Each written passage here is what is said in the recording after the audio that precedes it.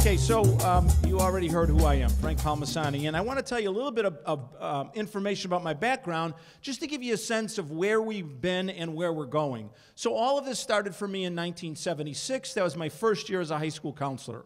We worked in that area until 1981, went to the college level, worked on the college level for 12 years before we went back to the high school, and I've been back working in the high school area as a counselor for the last 19 years.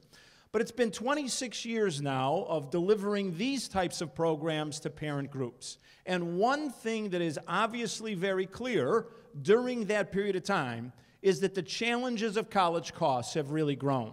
Why indeed is it such a challenge? Well, no one in here would dispute the fact that college costs are high. Room, board, tuition, and fees at state-supported institutions, state-supported institution like ours, Illinois, flagship school, over $30,000. And then you look at the sticker prices of the highly selective private colleges, and you see costs at $55,000 or more. And so no one disputes that. But the other component that's really significant, and one you should all be aware of, is during this period of time, where we've had this exponential growth in college costs, we've also had this static or decreased resources on the state and federal level.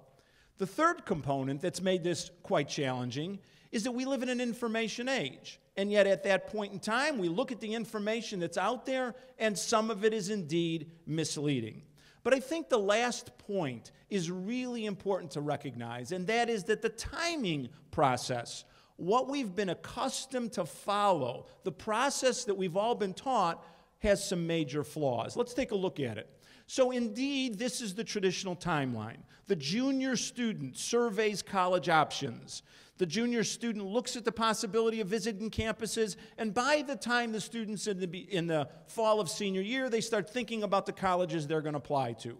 And then you learn after January 1st that you're to file financial aid documents. And so what you find out in the end, at the back end of this entire process, typically in March or April of senior year, is what you've wanted to know from the start. And we're going to call that net price, your out-of-pocket cost. Now, what's the problem with learning one's net price in the back end? Well, think about all of the wasted time, the wasted energy, and the wasted money applying to colleges if you only find out in the back end that some of these colleges, or perhaps all of these colleges, are not affordable to the family. What happens during that period of time? Well, usually one of two things. When families are confronted with unaffordable options in the back end of the process, sometimes students begrudgingly go to the local community college as a last resort.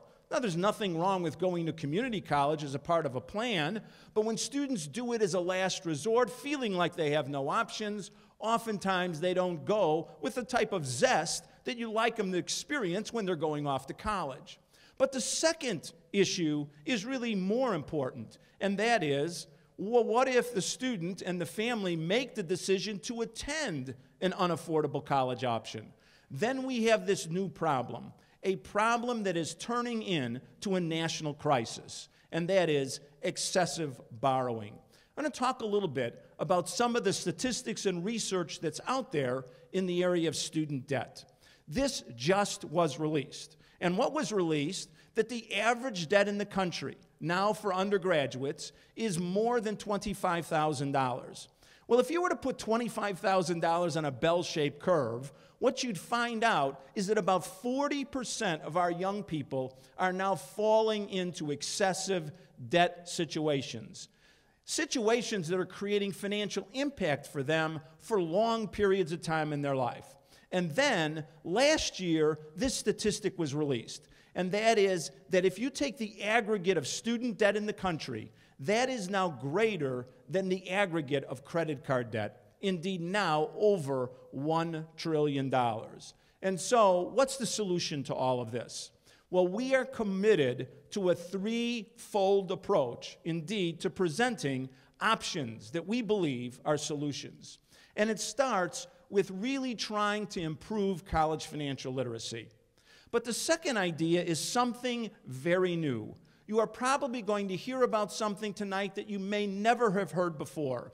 It is a new way to look at the college selection process. We call it the financial fit college selection process. And then the final component is this.